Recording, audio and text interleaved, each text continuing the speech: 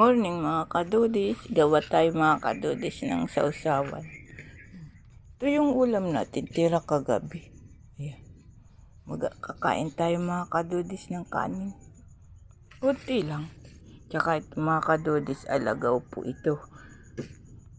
Ang alagaw naman po kasi kahit naman sa inihaw na bangus, tapos pangat. Kahit saan pangat na pangat, tapos yung yun. Ngayon naisip ko po na gumawa ng sausawan na kasama to.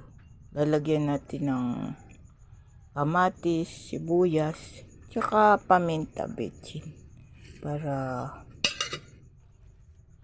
magkaroon tayo ng sausawan. Ito yung mga kadudis, parang salad. Ayan. Subukan natin. Kasi mga kadudis, kahit alagaw lang, kami nung buso ko pag nagpapangat kami ng tilapia, nilalagyan namin ng alagaw. Ayan. Yung alagaw lang kinakain namin. Kasi nga dinikin po ako pag ayan mga kadudis. Tapos lalagyan natin ng konting asin. Ay, sorry. Ito yun mga kadudis, para maniwala kayo. Ito. Ayan. Alagaw po yan mga kadudis. Ang alagaw naman po, gamot nga po yan sa sakit natin yan. Kami po sanay na sanay kumain niyan. Nilalagay po namin sa pangat na tilapia. Pag nagpaksiw kami ng bangus, nilalagyan po namin yan. Di ko po alam, nakasanayan na po kasi namin. Tapos ngayon, di po ako nagpaksiw, nagprito lang po ako ng bangus. Ayan. Tapos, tilapia, ayan. Yan po yung bangus, matagal na po yan sa kaya pinirito ko na kagabi. Tapos may natira, yun yung ulam natin. Naisip ko po gumawa ng sausawan na yan. May kamatis yan, tsaka sibuyas, tsaka alagaw.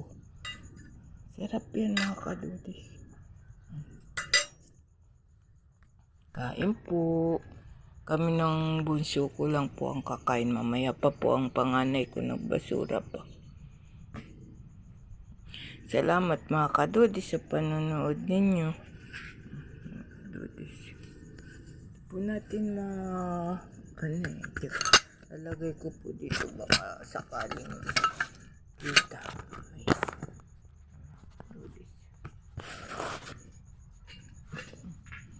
Patay ng paminta para may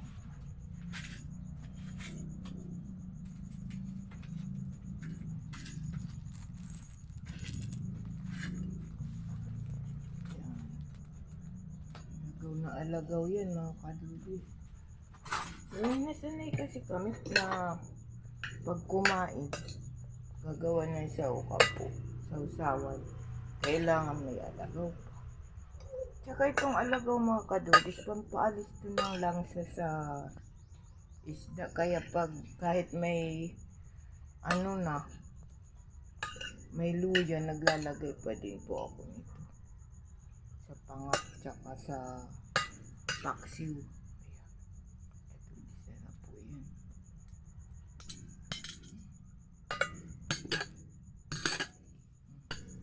Para makita nyo, kakainin po mga kadudis. Tikman ko po. Ayan. Kainin po natin mga kadudis. Ayan.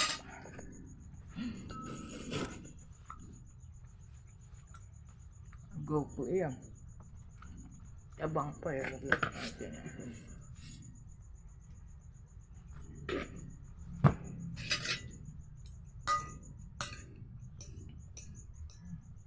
Parang salad mga kadudis.